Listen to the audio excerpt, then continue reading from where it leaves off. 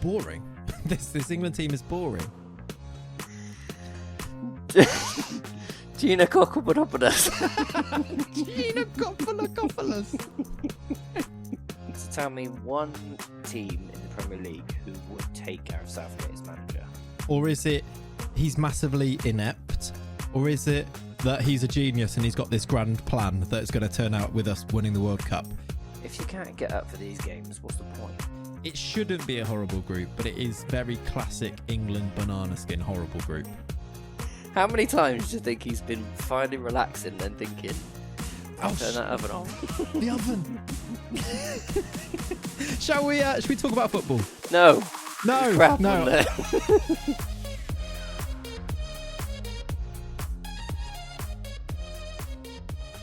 Hello and welcome back to Panenka, episode number, what is it this week?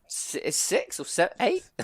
6 or 8. It's one of those. It's an international week and it's one of those where I've lost all sort of grounding on where we are in the world. But welcome back, everybody. It's the spiciest football podcast.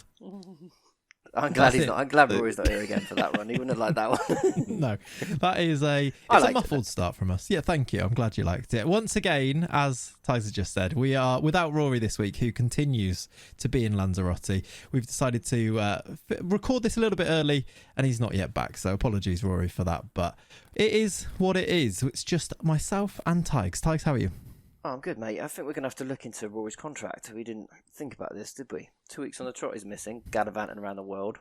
Well, I'm off to Lanzarote for 3 weeks after this, so... Yeah, me too, actually. Rory's going to have to do it by himself. I'd still listen. I reckon he could do a good job. All good. Yeah, he'd do a good job. As long as he sorts out the beef issue, he'll be fine. Yeah, the beef issue. You could say that he's on a bit of an international break, couldn't you? Ugh. What do you mean? Oh, come on, that was good. That was good. I'll give you. Thank you. It does take us into today's episode where it's going to be quite England centric. I think we're recording this off the back of the England-Italy game, so we're going to discuss that before as well the Germany match in that Nations League match too. So if England turn around and become brilliant before this episode comes out, then we're going to look silly, but we're going to very heavily focus on how rubbish England were really. I don't see it myself, though. Do you? Do you reckon we get anything against Germany? No, not really. Well, no. If we They're not in great form, actually, are they, to be fair? No, they're a team that are not great at the moment, but are improving, whereas I would say England are not great at the moment and don't seem to be improving. So, I don't really see it, but also, who knows? Maybe he will surprise everybody. I think we'll get into that in a little bit more detail in a second, but first I want to hear what you've been up to this week. So, unfortunately, I'm not a massive fan of Instagram for reasons like what happened to me today. We went to a place called Neptune, which is a furniture village area shop thing in Chichester. And furniture village area? Oh, I can't describe it. It's basically like IKEA, but for real posh people. You should see the price of some of these cushions. We went in there for a cushion. The cushions are like 150 quid. So I managed to fight her back with that. We came back with a vase, which I think I did well to just come back with a vase. But it's just in this place. You know, do you ever get house envy when you see people's houses online and you think, God, they live in mansions? But some of the kitchen islands and the lounges that were in this place were just absolutely stunning. It makes you think, oh, my house is quite small, actually. Yeah. Quite like my house before that. Yeah, I get that. It's probably that sounds absolutely hideous as a day out, to be honest. Well, she took me for dinner after, so it wasn't too. Oh no, we did stop in a candle shop afterwards. Oh, I hate that. That's like I reckon a candle shop would give me a headache. Lush gives me a headache when I even walk past it. It makes you a bit high, doesn't it? Walking past Lush, it gives you an absolute head rush, and this place was just the same. No. And then we poodled into Chichester, which was fun. I had a little look around the shops. And then went out for a walk with the dog, so it wasn't too bad. Could have been a lot worse. Well, do you know what I did last night? Well, thank you for asking, because I've been keen to tell this story. We went out for like a pub dinner last night, just in like a little local pub near us, and arrived. And in my head, I was like, I'm going to have a pie. I really want a pie.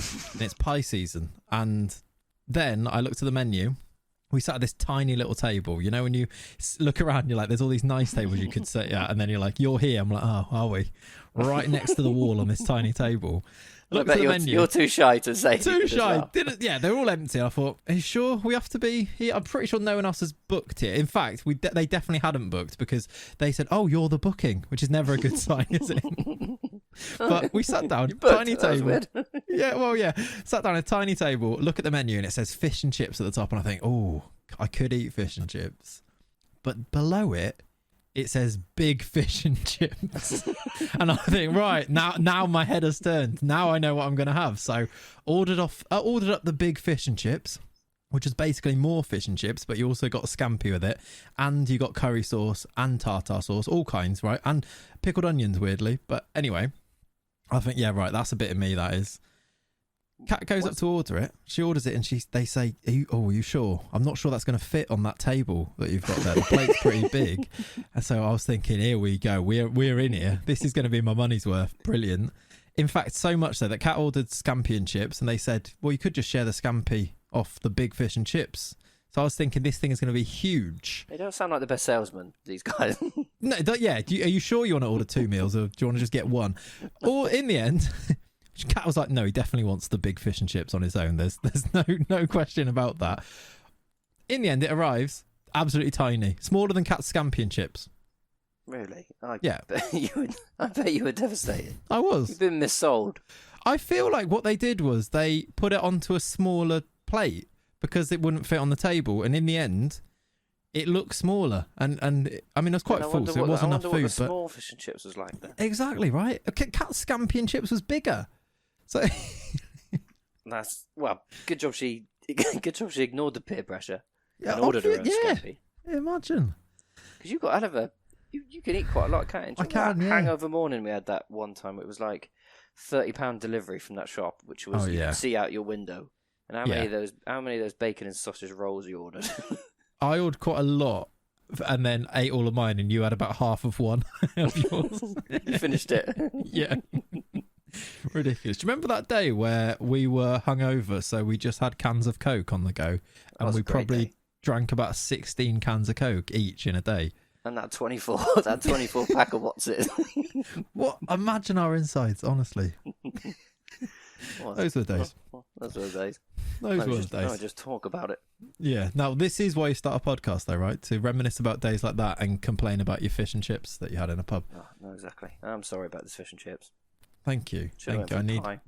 I should. The worst thing is the table right next to us because we were, as I mentioned, the table was in a great place. Pie, he had a pie. It looked delicious. Oh, that's heartbreaking.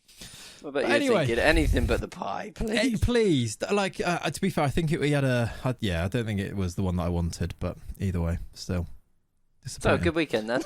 Yeah, we've been out on riding Lime bikes around the park today. It was actually quite fun. Those e-bikes, they are cute. Honestly, I'm never riding a normal bike again. Get an electric one, so much better. Oh, is that what that is? Yeah. Because do you remember we got those bikes in London that one time, didn't we? Do you remember? And you were giving me a ride, and it didn't. Remember. Was it Evan who didn't click it back in properly? So he got a charge for like 28 hours or something. Do you remember it was like Shoreditch High Street, and we were at the lights, and there was probably about 20 of us all on bikes, and we were revving like we were F1 cars, and then we had a race. Do you remember? Again. You disappeared for a bit then. But I was just laughing. I remember I didn't have my glasses on. It was my turn to do it, and I was like, I probably shouldn't because I haven't got glasses here. I think Melon was on the back of my bike at one point. He's about 6'8". Yeah. You were there, weren't you? That's the most inside joke not to do on a podcast, but here we are. Should we talk about football? No. Crap. I mean, we've done a good 9 minutes there on anything but football. I quite like it. I think more of this. If you want more of this, you need to let us know in the comments. I am going to predict that 0 comments will come in about that. As long as we're having fun. As long as we're having fun. It's what it's all about, isn't it? And I'll tell you who isn't having fun at the moment. Gareth Southgate. England look terrible, don't they? Did you watch it last night? I did watch it, but the problem with what you just said is I still think he is having fun. He's that dross, isn't he? I think he's just loving it because, we only lost 1-0. He thinks we're improving slightly. He just doesn't seem that bothered about the whole thing. Yeah, I think I'm trying to work out what his deal is. Is it he's massively stubborn, or is it he's massively inept, or is it that he's a genius and he's got this grand plan that's going to turn out with us winning the World Cup? I don't think it's number 3, but I am actually a bit conflicted about, is it 1 or 2? I don't think he has any kind of plan. I think he has a plan. He has the wrong plan. I think it's a mixture of the two, actually, number 1 and 2. I think he refuses to give in. He refuses to budge on his philosophy, but it's just not working, and his philosophy is just wrong. Do you think it's because of the close calls and the close shaves that we had before, where we got so close to win it in spite of him being the manager, that now he is convinced that it's going to work third time around? He believes his own hype. Yeah, I think so, because if you go back through the World Cup and the Euros, the last 2 tournaments, we didn't beat that many good teams. No, Germany was a good win. Was a good win. That was a good day. But we struggled against average teams. We couldn't break down Scotland. We were quite lucky against Denmark in the end, weren't we? Yeah. I think with the penalty. And then in that other World Cup, didn't we lose 3 games even though we came 4th? Lost to Belgium twice. Well, lost 2, and we had a very easy run. It wasn't. We should have been getting to the positions that we got to. It wasn't like it was an outstanding result, because we should have been beating a lot of those teams.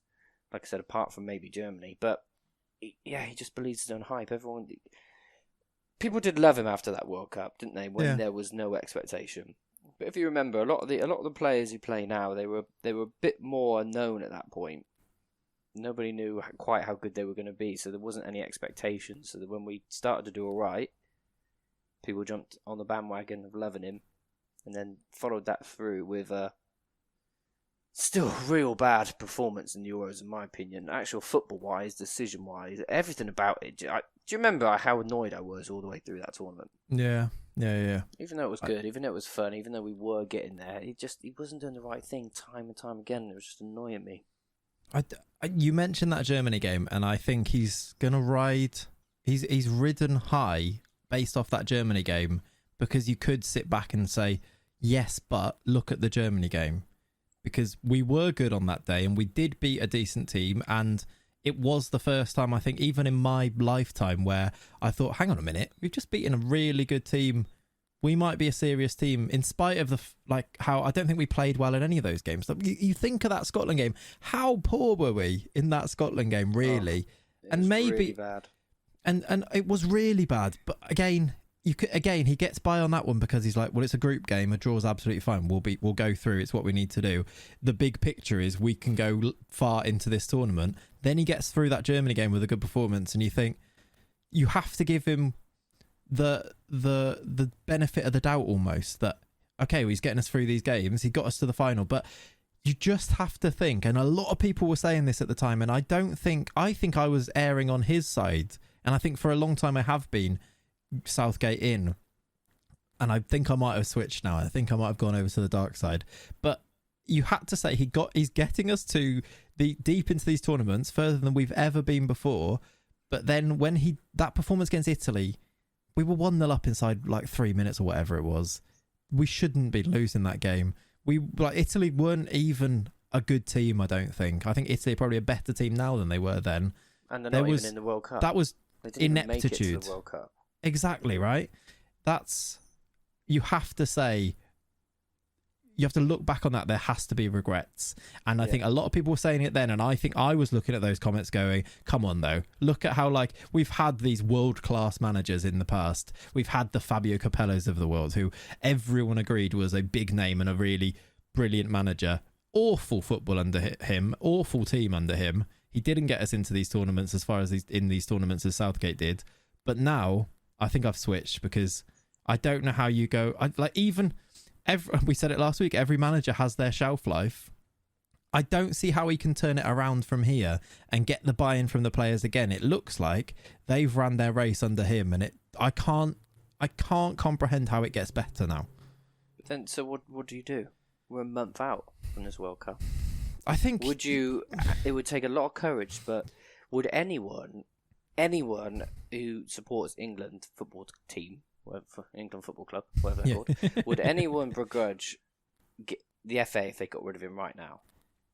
See, I asked some people this, and it was basically 50-50, maybe more so in the fact that people wanted to get rid of him. A lot of people saying, you've got to give him the World Cup. But my problem with that is, if you let him take this World Cup now, are we writing off this World Cup? Are we saying, well, he's not going to win it because we're rubbish, but why are we giving him that? Why don't we cut our losses now and you wildcard it? It could go drastically wrong because you've not prepped for it.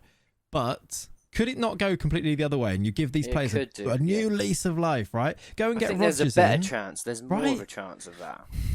That's what I think. But I guess you have to know what the mood around the camp is. You have to maybe listen to what the players are thinking and maybe have some hard conversations with some of those players and think, seriously, who are you with here? Because to me it looks like they're not playing for him particularly. Like, go and speak to a Jordan Henderson and say, honestly, do you want a new manager in right now, or do you want to go into this World Cup? Because maybe we're missing this. Maybe it was the Nations League thing. Maybe it was that they don't care for the Nations League. We already can't win it or whatever it is. And they're struggling to get themselves up for these games because the World Cup's so close. Maybe that's the problem, which I don't quite understand how that's the case, because surely you try and win every game. But maybe they will be better in the World Cup. I don't see it myself, but maybe that's what the players are thinking, and that's why. You should be over the moon about these games. You got 2 games playing for England before the World Cup. If you can't get up for these games, what's the point? It should be everyone should be so excited for these 2 games, getting right into it. But against good teams as well, which is you can put down such a marker. You're playing Italy, you're playing Germany, and I know the Nations League has changed it slightly, but those games didn't come around that regularly before.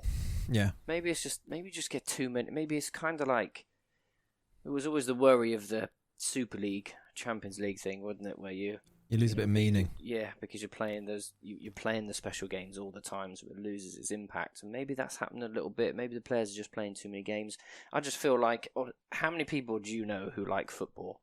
And how many people, honestly, if you message every single person that you know and said, did you watch that England game last night? How many actually didn't watch that game? And loads of my friends didn't watch it. The biggest football fans in the world, but he's just lost. He's lost the proper fans. Well, I was in the pub having big fish and chips at the time. You chose Scampi. Yeah, exactly. But yeah, no, I completely agree. But then, I don't know. I only watched it because I'm basically a journalist now with this podcast. It's the only reason. Even then, nice. It's hard to. No, obviously joking, but it's hard to concentrate on it because it was so boring. Yeah. There has to be better things to do. I just would. It's a weird time with the World Cup being in November and December. So would a full-time manager take it? Like, would Klopp just do it? Like, why not? Just come in and do it, and then go. Like, what else are they going to be doing? Most of their players are going to be at the World Cup. Just get Jose in. Just make it fun. Well, I actually looked at the odds for next England manager. Do you know who the favourite was when I looked this morning? Who? Graham Potter. He's literally just joined Chelsea. So I don't know what's... I mean, maybe because he's gone to Chelsea, and maybe that's because they're not expecting him to stay there. But that was baffling. Yeah, and maybe that says, like, who do you go and get on a serious note? You sack Southgate right now before the World Cup, even I suppose if you get rid of him after this World Cup, which I feel like is pretty much a foregone conclusion at this stage, so even if we have a good one. What's the point? Who do you go and get? Pochettino's out there. Yep. No international experience, I guess, and no winning experience. But also, he doesn't seem the type to do like a quick turnaround of a team. I think he seems to be like a long-term build. Yeah. Yeah, I would just get one of the big boys in. Just tempt them. Here you go. Here's 5 million. I do Rodgers. Yeah, I don't know. Rodgers has been a good manager over the years, isn't he? You can't base his reputation on the last month. No. I think again that's a shelf life thing. That's a needs a change thing, and I think he'd jump at this with the situation Leicester in right now. I think he could get teams playing good football, and I think that's what everyone to do with England is crying out for. Can we play some good football? We have some of the most talented footballers on the planet, and we play dross. I want to see Rodgers' front three there. I'm thinking back to like his Liverpool team with like Sterling, Suarez, Sturridge. I want to see that, but for England. That would be great. And if you go out and have a go and then you don't win, I don't think anyone would mind as much as going out and just defending to an absolute boring 90 minutes and not winning. But probably not winning. We've been there long enough to know that we probably don't win at that if we do that. Yeah. I don't know. I would pull the plug right now. I wouldn't even wait till the Germany game. Tuchel's out there now. He did really well with Chelsea mid-season, didn't he? Yep. When he first came in, won the Champions League. What I'm also thinking is, even if you do change now, to put the record straight, I don't think they will do this. I think the FA have shown enough faith in Southgate up to this point that they're not going to do it before the World Cup. They'll see the World Cup through. I really don't think they'll do this. I'd be absolutely amazed if they did. Exactly. I just feel like he should. They'd never have the courage to do that because he toes the line too much, doesn't he? They love him because he just doesn't cause any trouble. And to be fair to him, he is a good speaker. I think the messages he puts out, and I think the way that he's managed the group on a personal, person-to-person level, are all things to be highly commended. I would have no problems if Southgate stayed in the England setup as part of the management team, but not the manager. Have him as in some way as part of the FA. I think speaker. Absolutely fine, right? Just a motivational speaker, but something they have these ambassadors and all this stuff. I would happily see that. I think he's been really good. I think he's a good bloke. However, I think this is the thing that's been levelled at him for a long time now. I have no real, and maybe this is more. I have no real. I don't know if I think he's a good manager still. Maybe that's harsh, but. He's not. He just does most ridiculous things. He set those poor penalty takers up to fail in that final. Yeah. Who on earth put someone on just to take a penalty? That is just so childish. That's something you do in the under 5s, under 6. Yeah, it does seem odd. I hated that. Yeah. I absolutely hated that. But to tell me one team in the Premier League who would take Gareth Southgate as manager. Yeah. Yeah. I don't think a single one would. Leicester, if Rodgers just goes and Southgate's free, would they give him even one thought, let alone two? Yeah, I'm not sure. I was listening to something they were talking about. If you had to rank managers now, you could basically take any of those Premier League managers, put them into some rankings, and Southgate wouldn't be above any of them, probably. I think that says a lot, doesn't it? Take now who's available. If you had to just rank who's a better football manager of Tuchel, so let's put Tuchel, Rodgers, Southgate, and Pochettino. What order do you put them in? That is a good question, but Southgate is so far behind the other three. Exactly. I think that's all you really need to say about it, isn't it? Yeah. The other three is quite a fun discussion. You could argue all of them for their different reasons. But Southgate wouldn't even enter your thought process of being in that top 3. Yeah, I think when you stop and think about that, surely there's somebody better out there. Even if you're a mid-league championship team, would you We got Borough relegated, didn't he? Yeah, and wasn't that his only job? Didn't a fan run on and rip up their season ticket and throw it at him? What was that? Steve McLaren, one of them. Didn't they? What was it? Was it Southgate in charge for that UEFA Cup run? I hope not. Should we have a quick look? I'm gonna Google because I feel like you remember that the Middlesbrough UEFA Cup run, Middlesbrough, and with Massimo Macaroni in Middlesbrough UEFA Cup. Because if so, maybe that's why he got this job in the first place. He still got him relegated. Nah, Steve McLaren is McLaren. Steve McLaren. Bring him back. Steve McLaren got it on the back of that. Yeah, he might have done, to be fair. Did Southgate play in that then, maybe? I feel like... Yeah, he did, I think. I think Southgate played. Did he? I can see here, macaroni in, Southgate out. Oh, here we go. Gareth Southgate captained Middlesbrough on their UEFA Cup run. Yeah, there you go. Because actually, yeah, they subbed Southgate off after 26 minutes in the 4-2 win against Steaua Bucharest in the semis, and Macaroni came on before he scored 2 and the last minute winner. If that doesn't tell you everything you need to know. I wonder if it's that an injury, because he went off after 26 minutes. No, I don't know. Probably not, because he was captain money, so he was probably he was. He's probably making everyone stay behind, getting 10 men behind the ball. Yeah, he was like, get back. He's like, Steve, boss, get another right back on.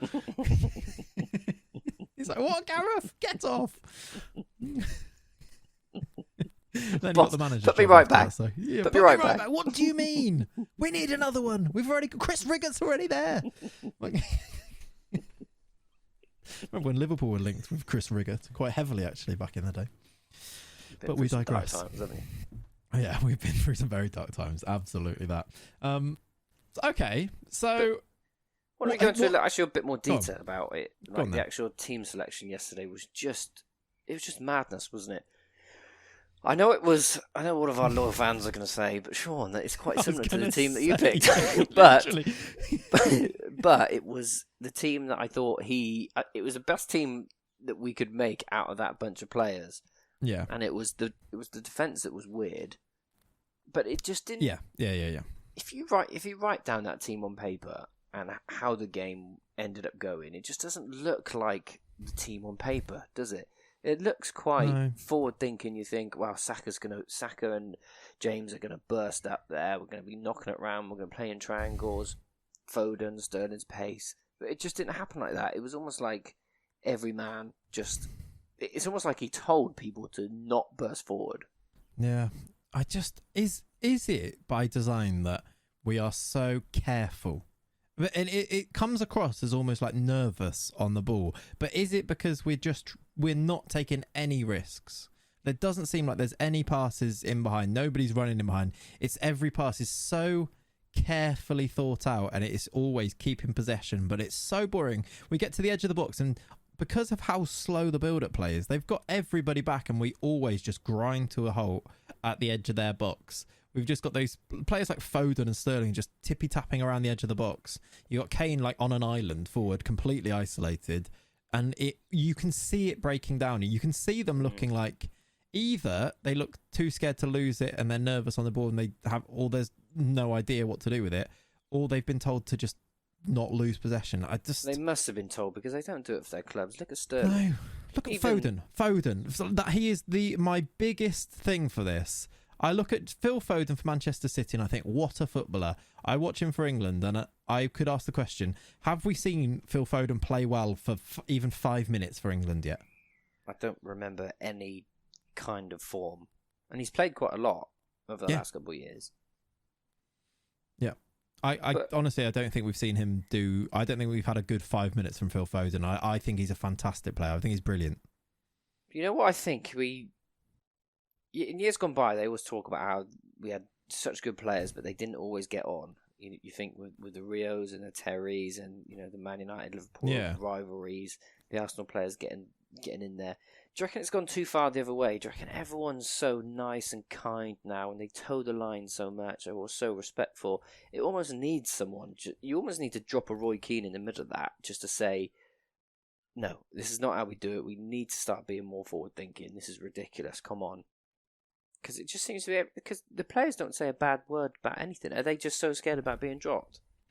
Mate, I know what you mean. It feels like there's not a lot of character in this team. And any character that is in this team is kind of like very nice, very social media friendly.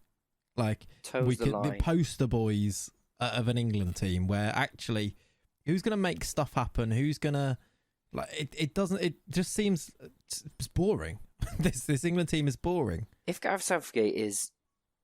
Some people just don't pay attention to the media, and I seriously doubt he goes looking through Twitter. So if he's just in that changing room and Harry Kane's going, oh, boss, I love it. I'm loving this. We're doing so well.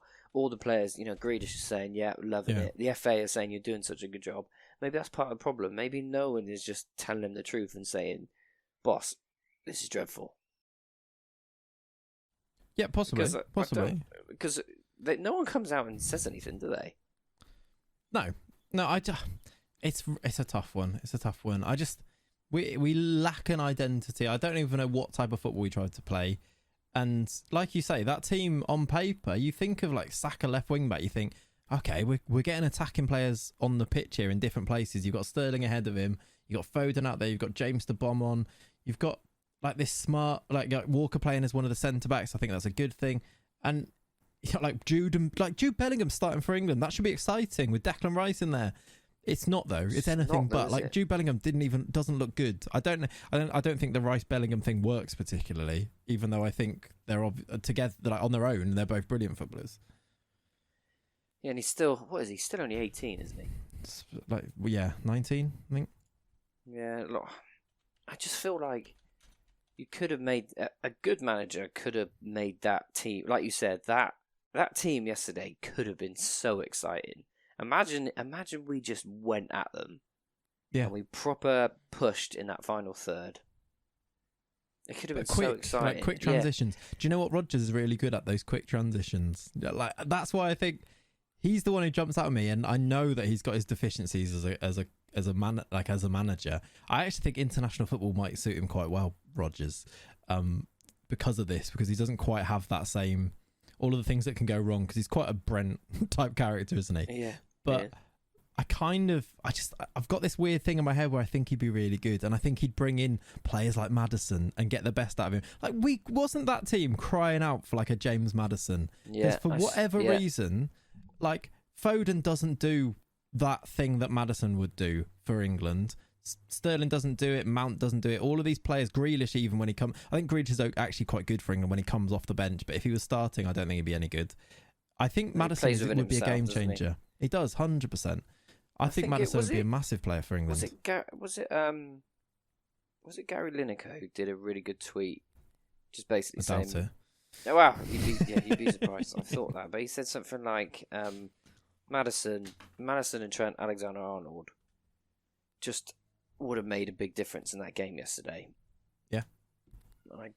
Hindsight obviously is a beautiful thing, but 100%. Yeah, I do think so. Just because going back to Trent, we always bring it back to Trent, but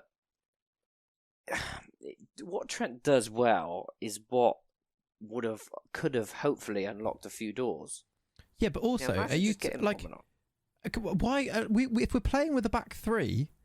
That is perfect to play Trent. Nobody in the world says that Trent's not good going forward. The whole argument about Trent not being very good is that he's not very good defensively. The whole argument. So we're playing with a back three, so he doesn't even need to defend. You've got Bukayo Saka playing on the other side. Like, surely this is crying out for Trent. And I know he's not in good form right now, but isn't this like...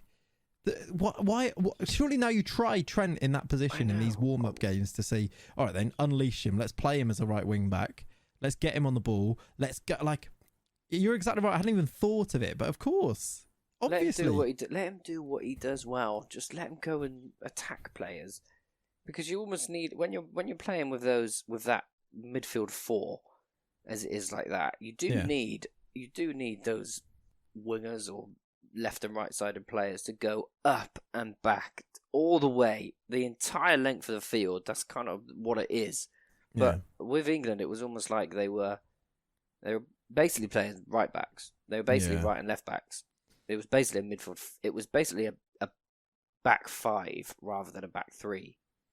Yeah, it wasn't good. Just ugly, wasn't it? And the Tony thing annoys me. Not even in the squad, right? What is the point? What is the point? What Harry did Kane, we learn from that game? What could you, if you had 15 games between now and the World Cup, and you played Harry Kane in every single one of them games, would you learn anything new? No. Okay, so Harry Kane breaks his leg, Kane steps on a plug. I'll tell you what, unless you're trying to work out the way to get the most out of Harry Kane, and you try different things around him, but we're not even doing that. We're doing the exact same thing that we're watching in the past 5 games, thinking, that was boring. We looked rubbish. Yeah. We've scored as many goals in this Nations League as outfield goals as San Marino. And they were the last team we scored against. Yeah. But my point is, if Harry Kane doesn't make it to the World Cup, if his ankle rolls again, yeah. What what's the happens? plan? Then you're throwing someone in that Harry Kane position. Yeah. You should have really like this. He's had enough games to not play Harry Kane and try something else, just because he needs a backup. There are good players there. Do you think the plan changed with that? Maybe it didn't change, but do you think the fact that he did rotate the team and play different players in the last 2 Nations League games, the last international break, that went so horribly wrong against Hungary, do you think losing those, that this time is like, oh, annoying, we're going to have to go full strength here against Italy, we're going to go and win this Italy game, we'll show them that we are a good team, and then we can do the rotation, we can play your Tonys, whoever, against Germany, sort of thing? Because you get a pass if you rotate the team, but he was under enough pressure to think, we have to go and win this, and we ended up not learning anything and not winning either, so it's even worse for him. Yeah, maybe. It might. I would like to see a completely different team. Purely because Harry Kane should start, he will start, but what if he can't? Yeah. What if he can't? Then what do you do? Yeah. So maybe we'll see. And by the time this goes out, we'll know how that Germany game goes, and obviously hindsight, we might do. I mean, if they go and win 3-0, then I still think there's enough rubbish in that Italy game there to make you question it and think this doesn't look that good. Yeah, enough has happened over the past couple of years to it almost doesn't matter what happens in that Germany game. A dead rubber. Yeah. Maguire was a strange one again, wasn't it? He just doesn't seem to follow his own logic sometimes. I mean, that real big famous quote of, I'm only going to pick informed players who are starting for their club. And he used to do my head in when Jack Grealish was playing for Villa and he was playing so well, just wasn't getting anywhere near it. And there was always, for about a year and a half, there was just an excuse every single time. Yeah. Oh, Jack needs to be doing it for a longer time in the Premier League. He needs to be doing this, needs to be doing that.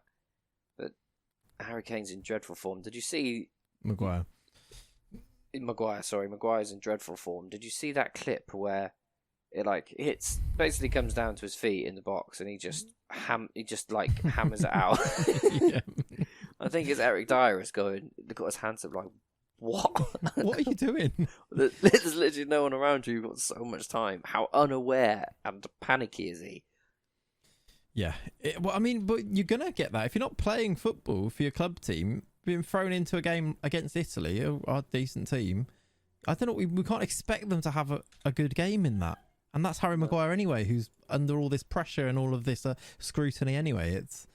I don't know what you're expecting. I guess he wants to play him in the World Cup, so he needs to give him games, because he's literally not getting games for United, is he? So, but exactly. So the game against Germany could be his last game before the World Cup, of which he'll start every game. Yeah, madness. I guess because we don't have a lot of options. But then, when does Tomori get a look in? If he doesn't get a look in now, again, similar to Tony, what's the point? Yeah. Wasn't that the perfect opportunity to experiment with the defenders a little bit? We know the defenders. We know Maguire's not the best. We know everything we need to know about Eric Dyer. He's definitely improving, but we know about him. And Walker in there, it's always a bit of a strange one. I know he's really fast, but he is a right back. He's an aging right back. Yeah. Imagine you just picked 3 different new centre backs in there. Because why are they in the squad? Why is he bringing these players into the squad if he doesn't want to use them? I don't how much. It's a lot of it is like public opinion with the England job, and we've seen how quickly you can turn on an England manager when you don't get results. But if he goes into that game with Tomori starting and Tomori, Dyer, Walker, or Tomori, Dyer, whatever, right? And then we lose that game, he has an out. He has an argument going, we have to play Tomori in a game to see how he does. He's been brilliant for Milan. We wanted to start him, sort of thing. Like, it was a changed team. We lost because it was a changed team. In the World Cup, I know, he doesn't have an out for this game now. He's picked his lads and we've still lost and looked awful. He's basically picked he's picked his World Cup team, isn't he, yesterday? Yeah. That's probably the team that's close to the team that will start in that first game as possible, I think. Yeah, I think so too. That's a scary thought.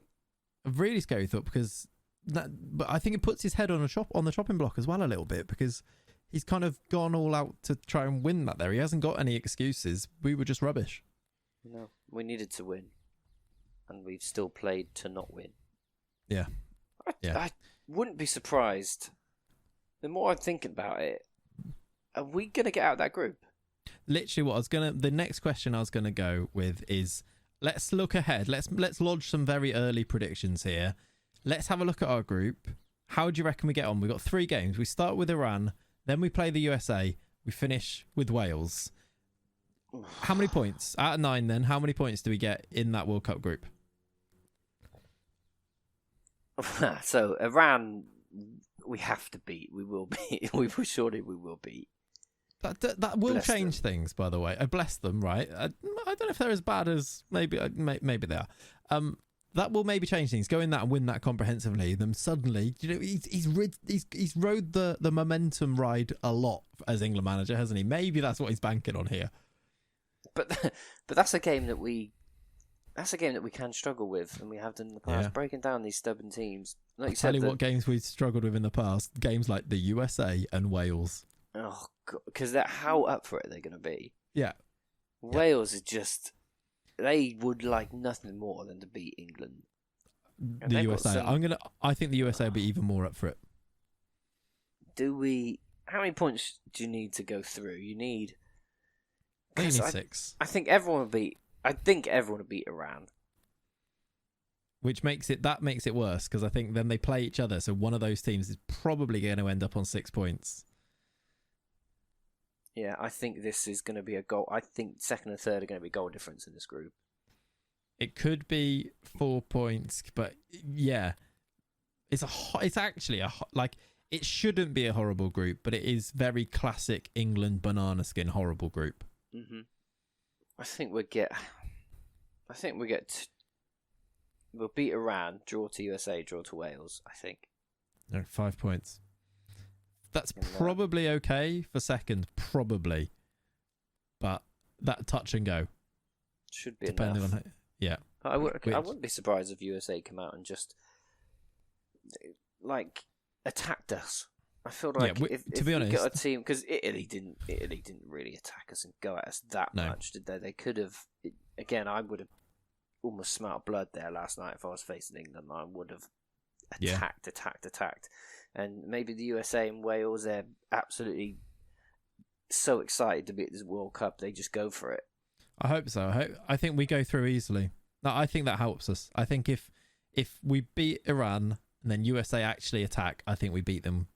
And then I think we'd have our 6 points, and then you go into that Wales game and it sort of be a shootout for well, I think we'd be fine after that point. I think out of the two, I'd fancy us against USA more than Wales for some reason. I think Wales are more likely to do that dogged sit-in performance. And Gareth Bale will just score a free kick, wouldn't he? Probably score a free kick, and then England will have like 38 shots and 4 of them on target. I wouldn't mind that though. If we had 38 shots in a game, I wouldn't mind it. Yeah, but they're all like from about 25 yards and dribbling towards goal. Yeah. And we don't actually get in their box at any point. It's quite depressing, isn't it? Because that should be an easy group. If you're going to win the World Cup, you walk that group. Yeah. I'm going to say we get 7 points, and I think we'll still go through. I think we'll get to a World Cup, and then maybe things will change a little bit in terms of players being up for it. At least that's what I'm maybe wishful thinking and hoping. I think by the time we get there, I would still love it though if we'd take on a new manager before then. Bring in Brendan Rodgers. That's what I say, but we will see. 90%. I'm not 90% of managers. 90% of human beings on this planet could get 9 points from that group. 90% of human beings. It's just so easy. How does he get paid 10 million a year? It's just annoying, isn't it? Yeah, Welsh and American listeners listening to us talk about how easy it is there. But it's really, I mean, look at the players. Look at the wages that these England players are on. You should do a video. You should do a Football Manager video where you just do that group over and over and over again with every single formation, every single different player you can physically do for England, and they'll come out of that group 95% of the time. Yeah, I'll try and not qualify from that group. Yeah. Without being without putting Harry Kane in goal, without being stupid, we're doing things that make sense. It would happen once in every 25 or something, and yet we're thinking. I think that just shows where this England team's got to at this stage. Absolutely. Not particularly positive. I don't know. I'd like to hear what the listeners think on this as well. What do you think is next for England? How do they fix it? What would you be doing if you were the FA? New manager? Stick with Southgate? I'd like to hear your thoughts in the comments, please. Shall we park the England chat for a little bit now? As we say, we might sound very stupid by the time that this episode comes out and we've played Germany. We'll beat them 5-1. Another Germany 5-1, and we'll all be absolutely on top of the moon going into the World Cup. I don't know. As we say, don't really imagine that's going to be the case. But should we park that there? And we're going to finish today's episode with a return. If you ever watched any of my streams, a return of an old favourite, which is getting Tiges to say footballers' names and listening to how badly he can butcher these footballers' names. Because I'll go back to an old classic here. I asked him once to say Pierre-Emerick Aubameyang, and he said Pierre-Emerick Aubameyang. I don't even know how you said the surname, but the fact that you got Emerick wrong was enough for me. This was many years ago, wasn't it? It was the Umik. Umik. It was the bit in the middle that stumped me. Yeah. I could do the Aubameyang, but Umik. Exactly. I hate this game. So the way that this game is going to go is... Oh, by the way, before we actually get into this game, I just want to say, over on Twitter, we do have we're giving away a copy of Football Manager 2023, which releases in about a month's time. If you want to enter, all you need to do is retweet the tweet and make sure you follow our Twitter account. So just whilst I remember that's a thing, go over to the Twitter account, which is @Panenka Weekly, retweet the pinned tweet that is there, and you'll be in as long as you follow. We're going to draw it on... Well... you'll see on the tweet. Are you ready? First one? I'm ready. So wait, just so everyone knows, I'm going to... So we record this on Discord. So I'm going to deafen it as he talks so I don't hear it, but you all will, and then he's going to type in. Yeah, so he's not going to hear it. I'm going to say it. I'm going to say 3, 2, 1, and then say the player's name. He won't hear it, and then he'll come back and he's going to try and pronounce the name. So you guys will hear me say it, and then we'll hear Tiges try to say it, and you can just hear how badly he gets this wrong. You ready? Ready. I'm going to deafen you now. Okay, first name, audience, listeners, is Pierre-Emile Højbjerg, the Spurs midfielder. I've sent it. Pierre-Emile Højbjerg. Oh, you've nailed it. I know him. I know him. You're not meant to do players that I know. Yeah, but honestly, the amount of players that we've done... Okay, I'm going to do an old classic here, and this will be a good one. All right? Because even though you know this one, you can't come out here and just say them properly. This isn't part of the game. All right, ready? Next one. Defen. The next game, listeners, is Ilkay Gundogan. Right, this does... Because this one annoys me, because I know this, but I can't do it, so Ike Gundogan. What did you used to call him? Because that's better than you used to do. Ike as well. How is it Ike? The bit that confuses me is the N and the D there, so yeah. It just looks like a Gundogan. Gundogan, you used to call him. What is right? How do you pronounce it? Ilkay Gundogan. Gundogan. Make the G. See the little thing on the G. It's Turkish, isn't it? It's a y sound, not a. And I'm not an expert on this by anything. Good dog. You said Gundogan is what. What is it? Is it an I at the beginning? Is it I? Is it IK? Yeah, Ilkay. I think it's Ilkay, like that. Not a fan of that. Right, next one. All right, next one. All right. Next one, listeners, is Stelios Giannakopoulos, a classic ex-Bolton midfielder. Let's see how it goes with this one.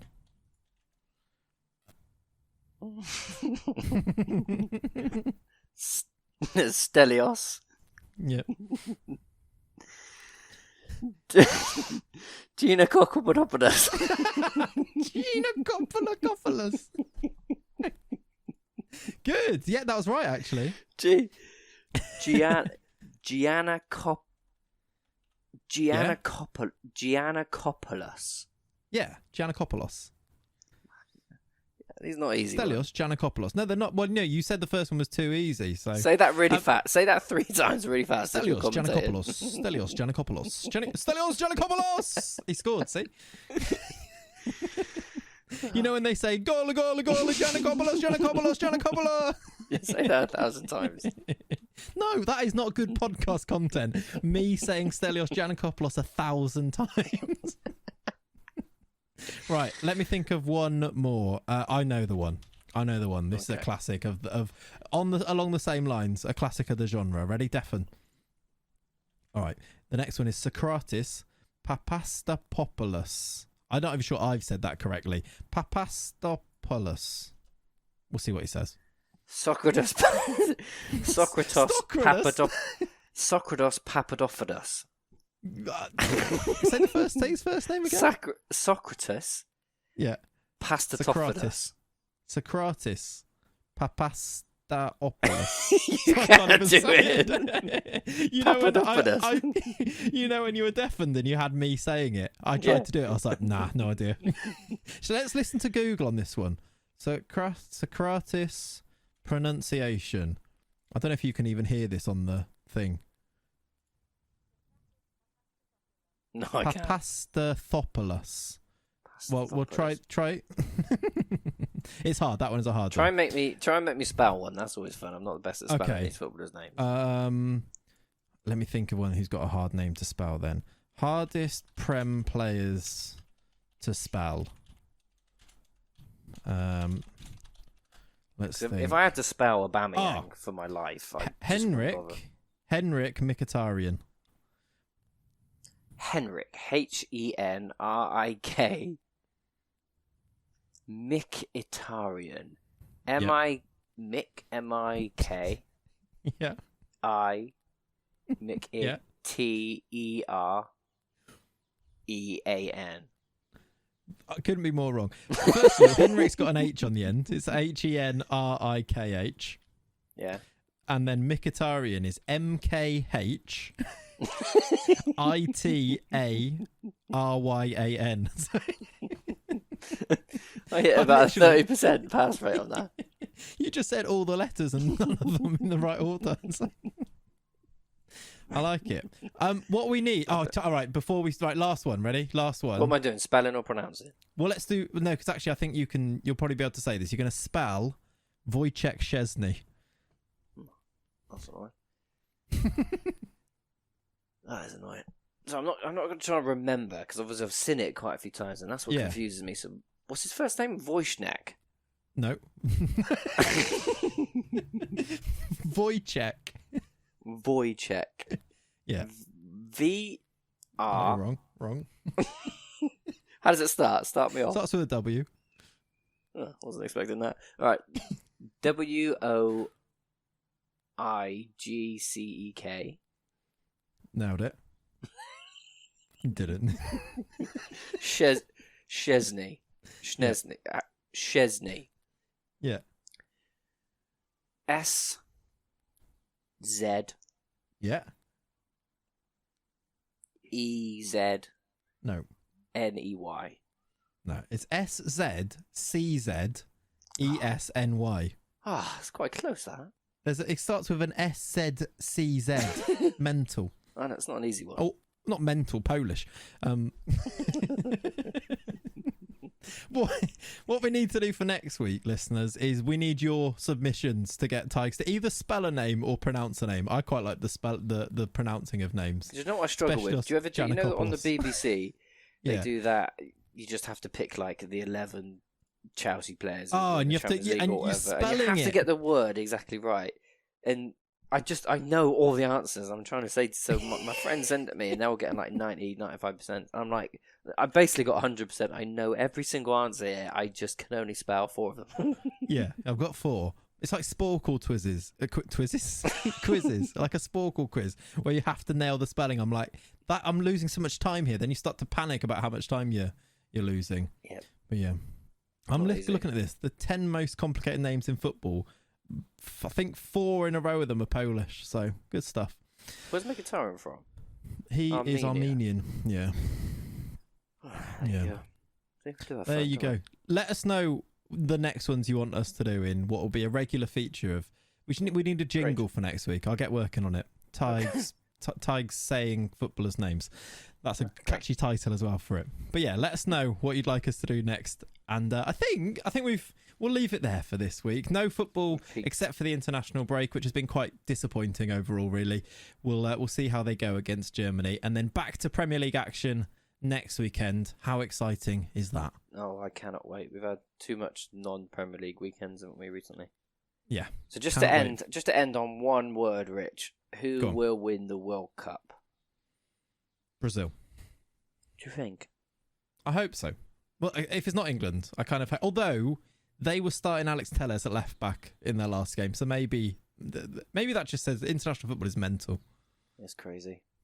I think it's Belgium's time. Nah, frauds. Yeah, but this is their time. Okay, we will see. We need to find out. Maybe next week we'll get Rory's predictions for the World Cup as well. He'll have an extra week of prep time as well for that. He'll be on the beach. He's probably thinking about it right now. He's got his notebook out, hasn't he? He's got his notebook and his beef. Exactly. How many times do you think he's been finally relaxing and then thinking, I'll turn that oven off? The oven! You can hear the alarm, the fire alarm in his head. I would be surprised he had to get a flight back and midway through just to double check. Do you know, love, I've just got to go and check. Rory, where were you? You were gone for 2 days. Where were you? How did you manage to record the podcast? I came back to check the beef. Right, we've waffled again at the end. Thank you very much for listening this week. Make sure you go across to the Twitter at Panenka Weekly, enter that FM23 giveaway. Drop a follow whilst you're there. If you're listening on YouTube, please do subscribe to the channel. Thank you very much for listening. We will see you next week. Have a lovely rest of your week. Come on, England.